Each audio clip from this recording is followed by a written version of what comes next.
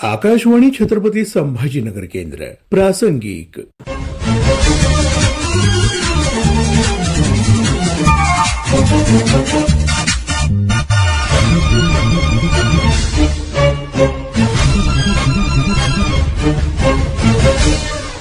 छत्रपती संभाजीनगर जिल्हा परिषदेच्या माध्यमातून जिल्हाभरात जलसंधारणाची कामं मोठ्या प्रमाणावर केली जातात.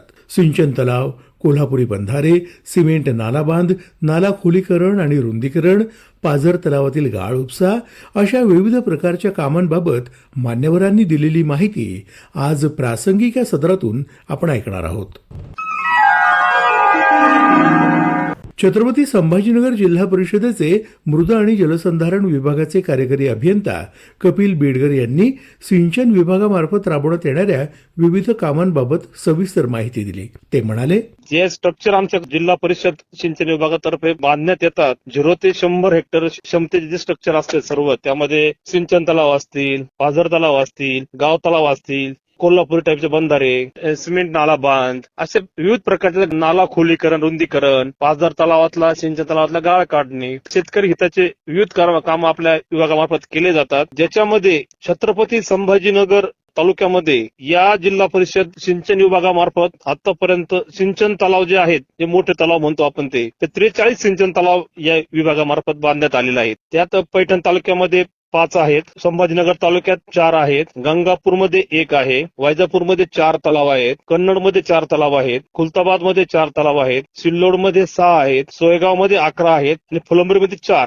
असे एकूण 43 सिंचन तलाव या विभागामार्फत बांधण्यात आलेला आहे आणि सर्व सुस्थितीत आहेत. या सर्व सिंचन तलावांच्या माध्यमातून यांची साठवण क्षमता आहे 6.92, जवळ 7 दशलक्ष घनमीटर एवढी त्याची सिंचन क्षमता आहे. आणि सिंचन क्षेत्र जे आहे आपलं सिंचन तलावांचं, तर हे 3,506 हेक्टर आहे. हे फक्त सिंचन तलावांचं आहे. मोठे तलाव आहेत आपले हे सिंचन तलाव जिल्हा परिषदचे, याचं सिंचन क्षेत्र आहे 3,506 हेक्टर. तसेच पाझर तलाव जेव्हापासून जिल्हा परिषद स्थापन झाली, जिल्हा परिषदेमार्फत आतापर्यंत 613 पाझर तलावांचे बांधकाम करण्यात आलेले आहे. ते सर्व आज सुस्थितीत आहे. त्याचं सर्व भूसंपादनाची प्रोसेस वगैरे सगळं पूर्ण झालेलं आहे या पाझर तलावांचं. तर त्याच्यामध्ये छत्रपती संभाजीनगर तालुक्यात 73 पाझर तलाव आहेत, पैठणमध्ये 24 पाझर तलाव आहेत, गंगापूरमध्ये 24 आहेत, वैजापूरमध्ये 134 आहेत, कन्नडमध्ये 111 आहेत, खुलताबादमध्ये 39 आहेत, सिल्लोडमध्ये 121 आहेत, सोयगावमध्ये 48 आहेत आणि फुलंब्रीमध्ये 39 असे 613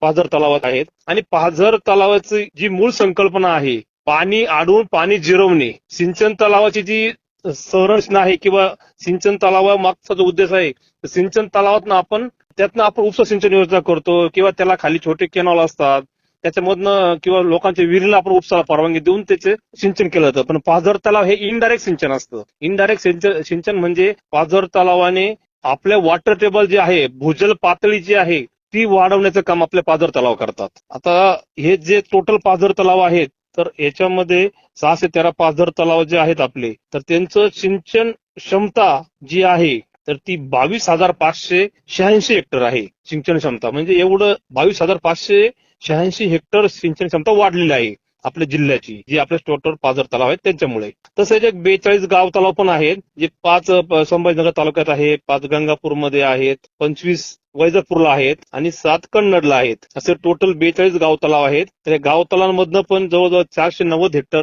गाव तलाव छोटे असतात. सर्वात छोटं स्ट्रक्चर याच्या मार्फत बनवलेलं असतं, जिल्हा परिषदेमार्फत बांधण्यात आलेलं आहे. 42 स्ट्रक्चर आहेत ते आणि 490 हेक्टर सिंचन क्षेत्र आहे त्याच्या माध्यमातून आपण स्थापित केलेलं. तर हे जे आमचे सर्व स्ट्रक्चर आहेत याच्यामध्ये जवळजवळ आमचे 550 ते 600 सिमेंट नाला बांध आहेत आणि 800च्या आसपास आमचे कोल्हापुरी टाईपचे बंधारे आहेत, आमचे जे मोठे बंधारे म्हणतो आपण, आणि 600 सिमेंट नाला बांध आहेत. तर हे सर्व स्ट्रक्चर मधनं आता हे काय होतं, सिमेंट नाला बांध जसं पाऊस येतो तर त्याच्यामध्ये पाणी साठलं जातं. पण जे आपले कोपबा आहेत, पाणी शासन निर्णयाप्रमाणे 15 ऑक्टोबर नंतरच आपल्याला त्यामध्ये पाणी साठवण्यात येतं.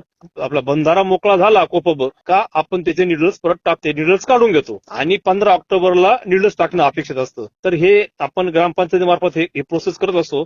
या स्ट्रक्चर बांधलं का आपण ग्रामपंचायतीत हस्तांतरित करतो आणि मग ग्रामपंचायतीमार्फत एजन्स लावून ते डापे टाकण्याचं आणि काढण्याचं काम करण्यात येतं. तर ते सर्व काम हे 15 ऑक्टोबर नंतर कोपबचं केलं. जे निडल्स असतात, ढापे म्हणतो आपण त्याला, फळ्या म्हणतो त्याला आपला समजा ग्रामीण भागात, काढण्याचं आणि टाकण्याचं काम हे 15 ऑक्टोबर नंतर आपण फळ्या टाकतो आणि मोकळा झाला मार्च एप्रिल मेला जसजसे मोकळे होते तसं आपण ते सुरक्षित स्थळी आपण त्याचं स्टोरेज करणं आपल्याला अपेक्षित असतं. हे सगळे ढापे तिथं नेऊन ठेवणे अशा पद्धतीचं आपण करणं एक अपेक्षित असतं 15 ऑक्टोबर नंतर. तसे आम्ही सर्व ग्रामपंचायतींना बीडीओला सूचना केलेल्या आहेत विभागामार्फत का आपण आता सध्या जे निडल कमी आहेत किंवा जागेवर नाही आहेत ते बघून तुम्ही कसं 15 ऑक्टोबरला आपल्याला कसं तिथं पोहोचवतील या पद्धतीने कारवाई करण्यासाठी ग्रामपंचायतीला आणि आम्ही बीडीओला निर्देशित केलेलं आहे.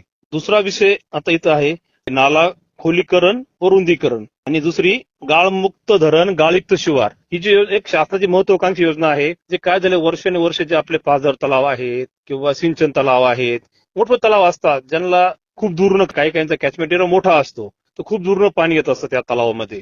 सिंचन तलाव असेल पाझर तलाव असतील समजा किंवा काही कोपं पण असतात त्याच्यामध्ये जे पाणी येताना त्याच्याबरोबर जो गाळ येत असतो गाळ सिल्टिंग आपण सिल्टिंग म्हणतो गाळ साचून त्या तलावाची साठवण क्षमता कमी होत असते.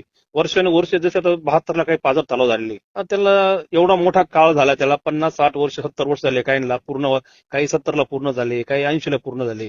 समजा सुरू 72 दुष्काळ सुरू झाले मॅक्सिमम आपले पाझर तलाव 72 दुष्काळ सुरू झालेले आहेत. तर पुढे 5-10 वर्ष काम चालले काही 2-4 वर्ष संपले असे 60-70 वर्ष झालेले तलाव आहेत आपले. आणि ह्या सर्व स्ट्रक्चर करताना एवढ्या वर्षात ज्यात पाणी येत असताना त्याबरोबर जो गाळ वाहून होतो ते सिल्टिंग झालेले जवळजवळ 4-4, 5-5 मीटरपर्यंत काही तलावांमध्ये गाळ साचलेला आहे. तर ती शासनाने खूप चांगली स्कीम आणली का गाळमुक्त धरण गाळयुक्त शिवार म्हणजे हे जे तलावातलं जो गाळ आहे बंधाऱ्यामधला पाझर तलाव असेल सिंचन तलाव आहे त्याच्यामधला जो गाळ आहे तो गाळ गाळ काढण्यासाठी 31 रुपये रेट आहे मशीन पुरवण्यासाठी ते एनजीओ मार्फत काम केले जातात. आणि जो शेतकऱ्या शेतात टाकायचा आहे त्याला 35 रुपये 75 पैसे शासन त्याला देतं.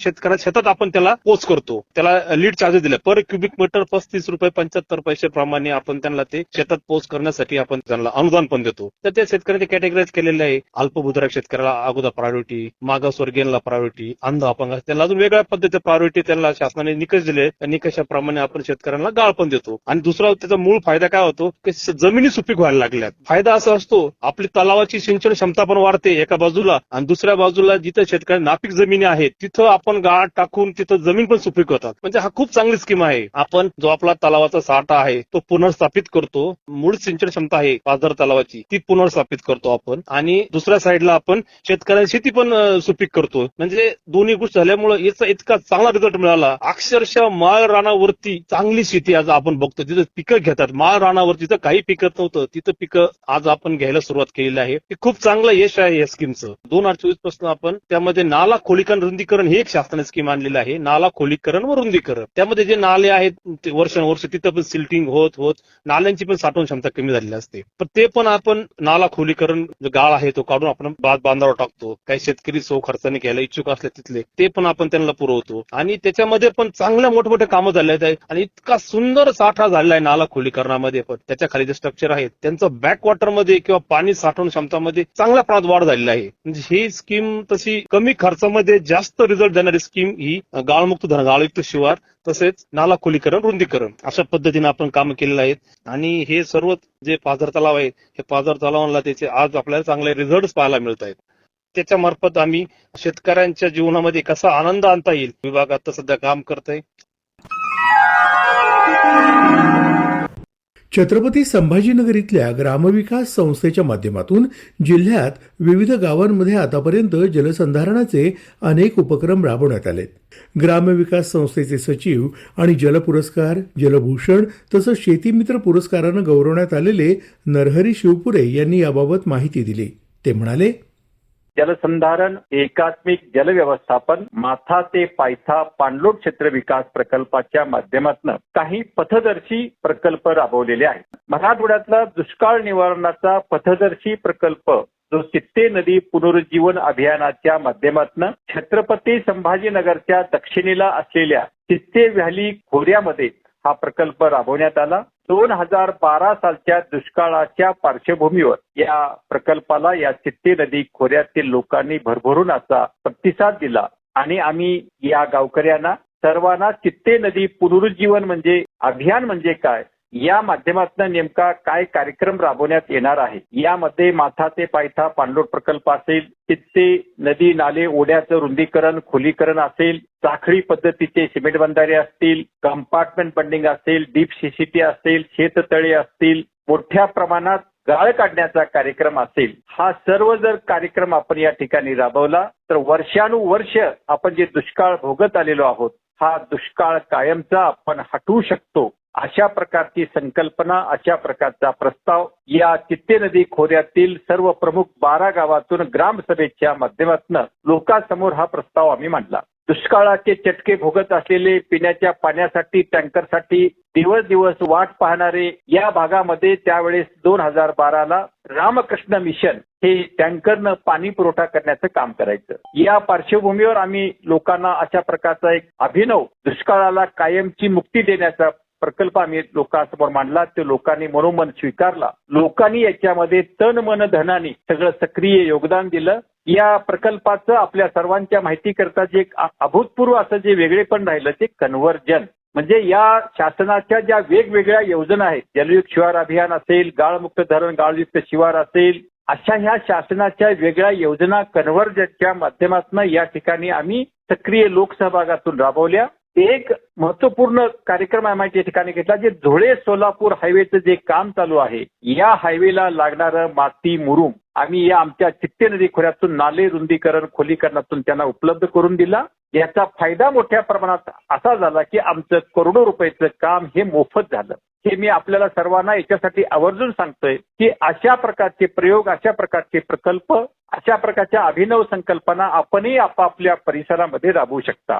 या चित्ते नदी खोऱ्यामध्ये खऱ्या अर्थाने जलक्रांती, खऱ्या अर्थाने जलसमृद्धी अवतरलेली आहे. माथा ते पायथा जवळपास 35 सिमेंट बंधारे, 17 किलोमीटरपैकी 15 किलोमीटर रुंदीकरण खोलीकरण, एवढ्या मोठ्या प्रमाणामध्ये जलसाठा निर्माण केल्यामुळे यावर्षी पर्जन्यमान कमी असून सुद्धा इथे आता आजही जलसमृद्धी आहे. म्हणजे एखाद्या वर्षामध्ये कमी पर्जन्यमान झाला, दुष्काळी परिस्थिती असली तरी सुद्धा त्याला सर्वाईव्ह होण्याचं, त्याच्यावर मात करण्याची क्षमता या चित्ते नदी पुनरुज्जीवन अभियानाच्या माध्यमातून आम्ही चित्ते नदी खोऱ्यामध्ये ही जलसमृद्धी आम्ही उभी केलेली आहे. याचा सर्वांनी आवर्जून याचा अभ्यास करावा, विचार करावा. हे काम आपण सर्वांनी आवर्जून पाहावं. जागतिक बँकेच्या सहकार्यानं छत्रपती संभाजीनगर तालुक्यातील अंजनडो असेल, नायगव्हाण असेल, लिंगधरी असेल, लाडसावंगी असेल, या खोऱ्यामध्ये 2008-9च्या दरम्यान जागतिक बँकेच्या सहकार्यानं पथदर्शी जलधर व्यवस्थापन प्रकल्प,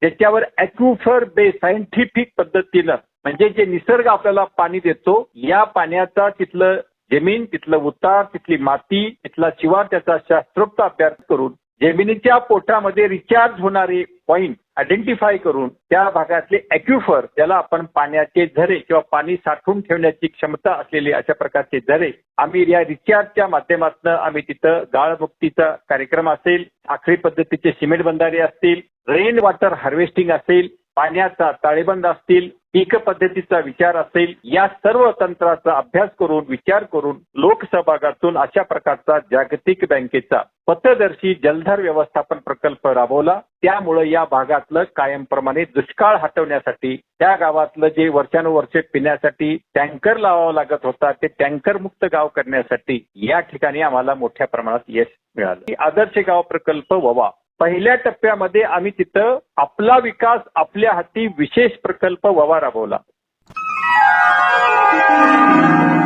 छत्रपती संभाजीनगर जिल्ह्यात राबवण्यात येणाऱ्या जलसंधारण तसंच जलसंवर्धनाच्या विविध कामांबाबत मान्यवरांनी दिलेली माहिती प्रासंगिक या सदरात आताच आपण ऐकलीत. हा कार्यक्रम आकाशवाणी छत्रपती संभाजीनगर केंद्राच्या प्रादेशिक वृत्त विभागानं सादर केला.